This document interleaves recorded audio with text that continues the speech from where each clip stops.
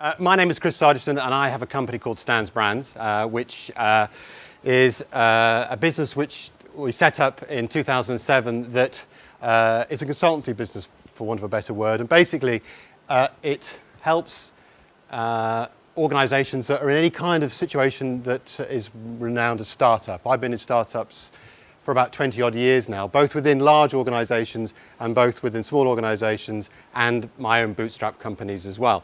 And what I wanted to talk to you about, actually I should just tell you a little bit about what we've been doing. I am responsible partly for introducing these nightmare people into your life.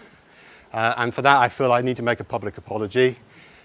We developed in 1999-2000 the UK's first online car insurance broker, which spawned these devils and many more to come. And what I want to do is sort of share with you a little bit about that journey and how that relates to startup business, and particularly about failure. Because everyone talks about success and everyone talks about how great they are, but very few people talk about failure. So I'm going to talk about failure because I've had a lot of failure in my life, but it's okay. I've had a lot of success, but I've also had failure, but we'll come on to that. And Stan's Brands, since we sold the business in 2008, we set up Stan's Brands. I say we. stands for Savelli, Trott and Sargisson, who are my two other partners.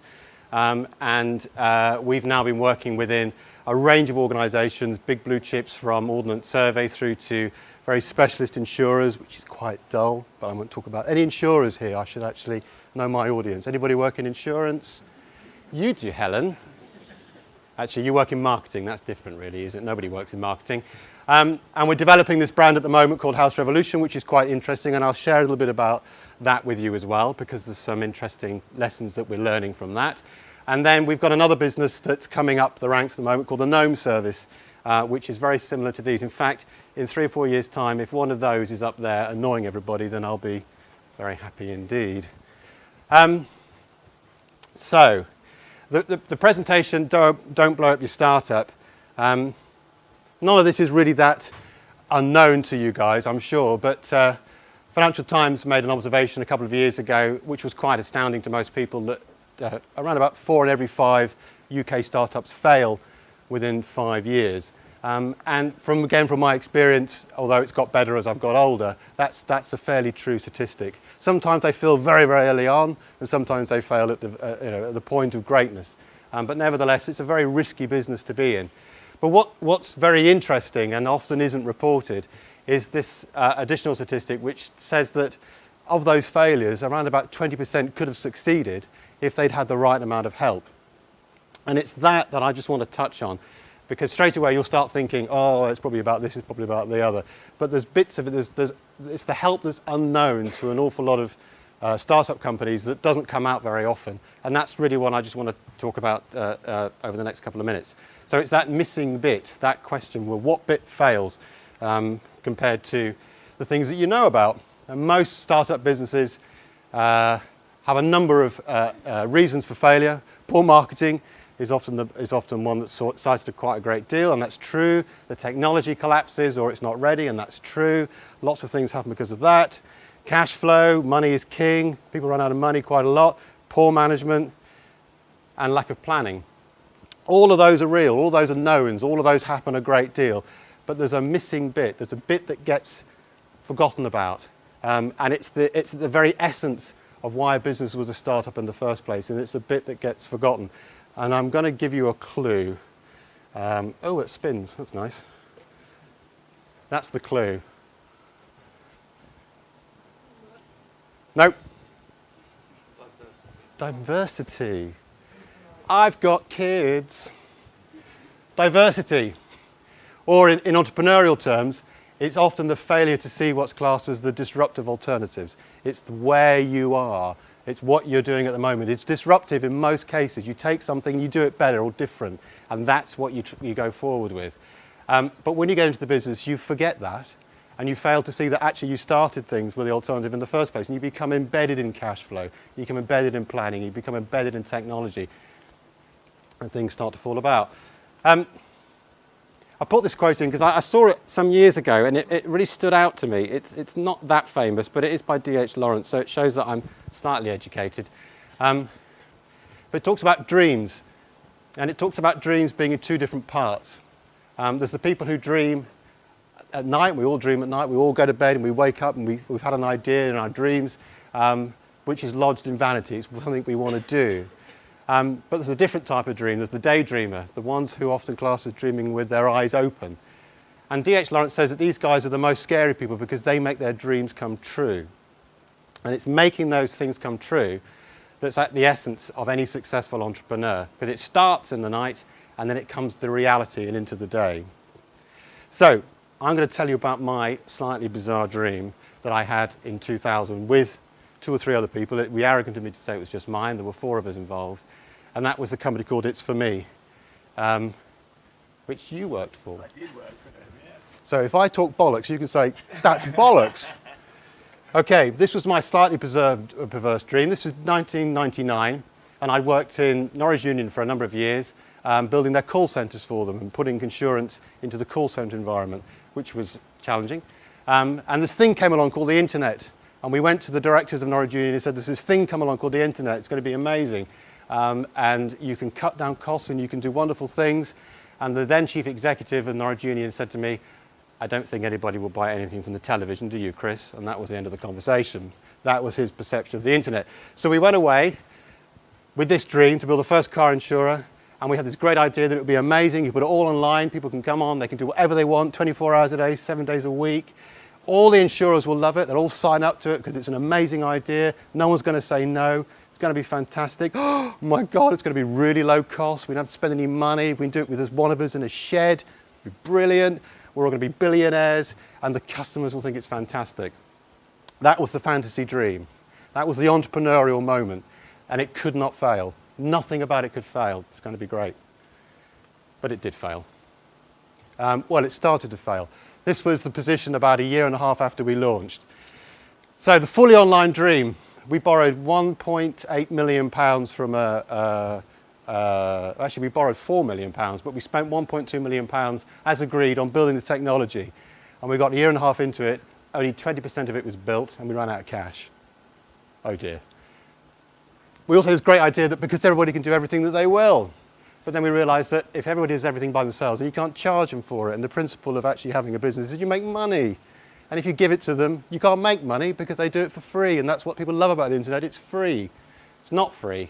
I need to charge you for it. And if I give you the opportunity, I can't charge you for it. All the insurers will sign up. No chance. Absolutely no chance. 2 types of insurance companies in the UK. The type that talks about changing and the type that doesn't talk about changing. And between them, neither of them change. Great. So none of them signed up for it. Lots of testing, lots of, well, I'm not sure about that, and that's the wrong font, and keep going, keep going, keep going. No money left, no insurers signed up. Low staff, no sales. No opportunity to sell anything, and we had no customers, so that was pointless anyway. So we had this meeting.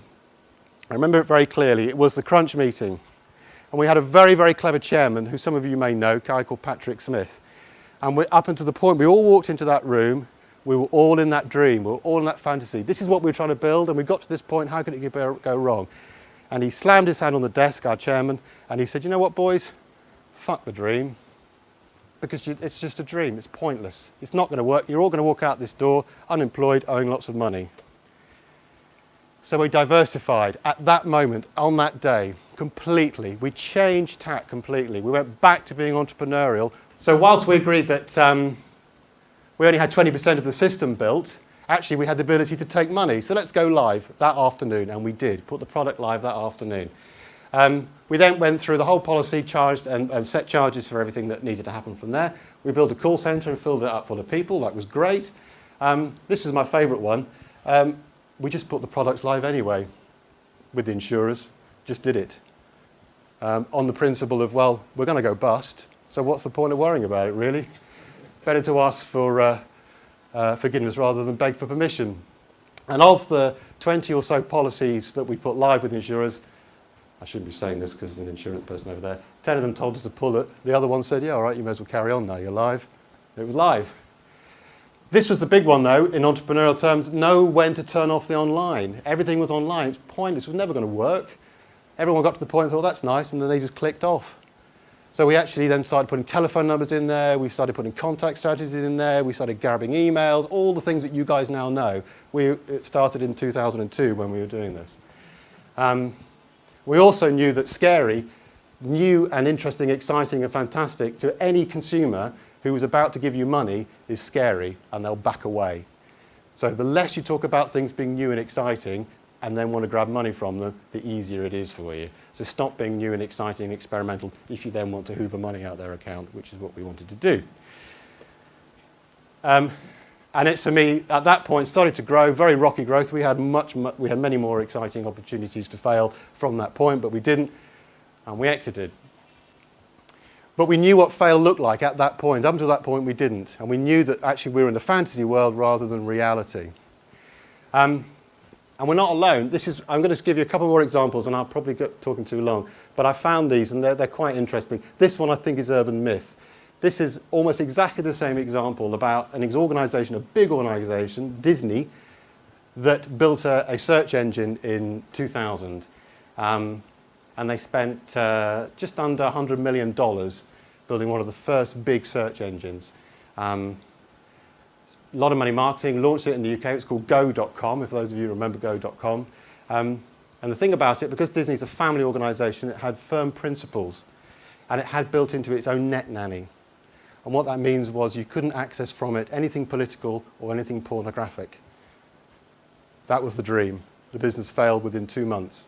But there was no opportunity to diversify from that. They saw what was going on. They saw that people were going onto the site, not finding what they wanted through their many searches because they were being barred. And rather than diversifying, or rather than looking for alternatives, or rather than thinking about doing it slightly differently, that was it. They pulled the plug. $100 million gone. Which is probably very admirable, really, if you can afford to burn $100 million. But nevertheless, there was opportunity to do different things at that point, but they chose not to. So they stayed away from diversification. Boo.com. Boo is a very interesting one. We tracked Boo and looked at it quite a lot at the time because they were launching at the same time as us. They had a lot of money to burn. They didn't fail because of cash flow. They didn't fail because of lack of management. And they didn't fail because of they didn't know what they were doing, or they didn't have a market or a customer. They failed because they had a dream, which was that any item that they had could be viewed in 360 degrees in real time. And this was the days when Flash was just launching, and everyone had dial-ups, and nobody could actually access what they wanted to buy through the website because it was in Flash and the thing timed out. If they'd hung on for another year or so, they would have survived. Dream. And because it went against the dream, they refused to change, the backers pulled out. Simple thing. But because they weren't disruptive about it and thought, well, actually, we'll do that, we'll do this to do the other, they stayed in that frame of mind, things failed. So I'm going to wrap up now. I'm going to talk to you about how you spot diversity dodges, because you're all in organisations and you all have experiences where you're trying to make things work and you're trying to make things happen, and you'll hit obstacles. And you'll meet people who have these kind of behaviour characteristics that potentially will stop you diversifying and being successful. There's many more, I could go on, but these are the four that spring to mind most.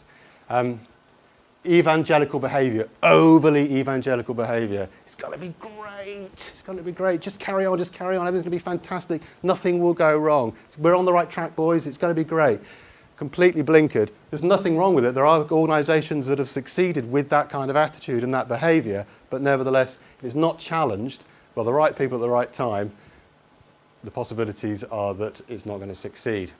This is my favourite one. I hear this so many times in organisations that we do consultancy in. We'll just build it and it will be great. They'll come because something telepathic will happen in the whole world called the internet, and people will just know about it. It's going to be great. And they believe it. They believe that because they've created something, everybody will just know about it straight away. And they don't think about the market that they're in. They don't think about how to be disruptive in the market they're in. They don't think about how to behave differently in the market they're in, and so on and so on and so on. It will just happen. And there's amazing how many people just believe that. Another slightly harder one is people who don't leave the inventing shed, people who will never get out of R&D, that they start with a dream and they never want it to end. They just want to keep on inventing. They never want to get to the point where the business goes live or it transacts or they start making money, or even that they exit. They just want to keep on inventing. As soon as you get right, oh, the font's not right on that, I need to check the font on that, and that's a bit pink, and just move on, get it going. And certainly in the entrepreneurial world, not necessarily in the business world, but the entrepreneurial world, someone has an idea and then they invite all their friends to be part of their team, and their friends don't know anything about business. So you get a lot of people who've got great ideas, who all believe the evangelical behaviour, but have got no understanding of how to put the thing live and make it work. And when you do talk about things that need to happen, it's quite scary, and they tell you to go away because they don't want to know about that. So very limited business exposure is never going to be successful. Am I running out of time? No, you're fine. Okay. Now I'm going to tell you about House Revolution, because this is one where the dream, we put a lot of things together that we learned very quickly with this particular brand, rather than going through that pain. I won't bore you with House Revolution too much, but House Revolution is a disruptive business. It's an online estate agency, is how it's classed. But it's not actually that. It solves two problems which most people face when they deal with an estate agent. Know my audience. Are there any estate agents in the room? Great. Okay. Estate agency has two major problems. One is it's far too expensive for what you get. And the other thing is that the service that you receive is normally appalling. And very, very, very few variations from that you will find. So what we did with House Revolution is we broke the whole process down and tried to understand why those two things happen. Why do people come out wanting to accelerate when they see their estate agent crossing the road when they're in their car rather than brake? And there was some research that we saw that said that 8 in every 10 people who use an estate agent wouldn't use them again or recommend them to a friend and family. You apply that to Tesco's or Sainsbury's, 8 in every 10 people that walk out the door never walk back in again. They'll be bust, but they're not bust. They thrive. They continue to grow. So they don't know they've got a problem. They don't think they've got a problem, and therefore nothing changes. But the consumer has a huge problem with it, and it's getting much worse rather than getting better. But the two reasons why estate agency the reasons why estate agency are too expensive is because the market is saturated. You have a very high number of organisations all doing the same thing in a microclimate. So you have an estate agent. I live in the Golden Triangle. There are 9 estate agents that look after me in the Golden Triangle. 9. There's only one butcher's, and he's not very good. So they survive on a very small number of transactions at a very high value, because they can. And the second thing is, because their business isn't based on recommendation, they don't need to do a good job, because doesn't matter if everyone thinks they're horrible, they continue to grow. So House Revolution, the learning from House Revolution is, how can we change those two attributes? How can you build a company today, right now, that actually solves the problem of cost, which is easy because it's all fixed cost. So don't be in the high street, don't spend lots of money branding yourself. Don't put your energy and effort into that when actually it makes no difference whether you sell a house or not. Because the revolution in properties happened with Rightmove. So I don't have any issue selling houses, neither does any other estate agent, because Rightmove does that. What I have an issue with is getting houses onto my books. And that's where your money goes. It's the branding of them that actually costs the money. So if you can find a way that you don't have to spend that kind of money branding yourself, you're onto something. So take the costs out, position the office far away from the high street, and reduce your costs that way, job done. The service one is much harder, because actually what you want to give a consumer is a transparent environment where they can see what's going on, just like you do with everything that you do, your banking, your travel. You can log on and see what's going on in your eBay account. But what you really need is someone that's going to look after you, someone who's going to put their arm around you, who is your estate agent, who's not going to rip you off. And that's the challenge, is actually being able to say to somebody, we are cheap, we are low cost, we are going to do it better for you, really, really. And this, trying to project that image out, that you are going to look after them, is the hardest bit. And if you can get that bit right, and actually make people believe that you are real and you're not somebody in a shed and you are going to look after them with their biggest asset, then we can actually start building the brand. So rather than just put a business out there and go, da-da, which is what most organisations do, and we get called online agents, the whole product is, oh dear, it's gone backwards. No, there. The whole concept is broken down into a significant number of different businesses, all powered by House Revolution. So if you imagine House Revolution is a Virgin type brand that is synonymous with excellence, and we can power all of those It's the concept of House Revolution. We can power all of the businesses that support the consumer. So auctions, a light product where you can just strip the whole thing down and do it yourself if you want to. Terrace Revolution and Semi-Revolution, so you can take all of the houses individually and build entire branded environments to look after those kind of consumers. A white label, anybody in marketing here that wants to talk to me about building me white label sites, I've got hundreds to build. All of those powered by House Revolution, completely dominate the market with very, very low cost environments to look after the customers. House Revolution Professional for builders and developers. So rather than try and tackle the actual estate agency world itself, you tackle all of its different variables, but you build the environment underneath it that supports it. I could tell you more, but that's strategy, and then I'd have to kill you. Don't get me. I'm running out of time. So that's it. Look, remember, so something I always say to people is you're going to disrupt something, do it with your eyes open. Don't do it based upon what you think to be the case. Do it on what you now know to be the case. The more the unknowns become knowns, the better the chance you've got of succeeding. And be in an environment where you are reality checking all of the time, not with your mates, not with people who are going to say yes to you, not with people who are going to say it's going to be great. People who actually say, are you really doing the right thing? Do you really know about this? Do you really know about that? Have you thought about the other? People who understand what you're going through and actually challenge your thoughts all the time. Otherwise, you'll get to the point of failure, which most startups do, 4 in every 5. And if you haven't got the ability to sort of check on where you are, then you won't go forward. That's it. Thank you very much.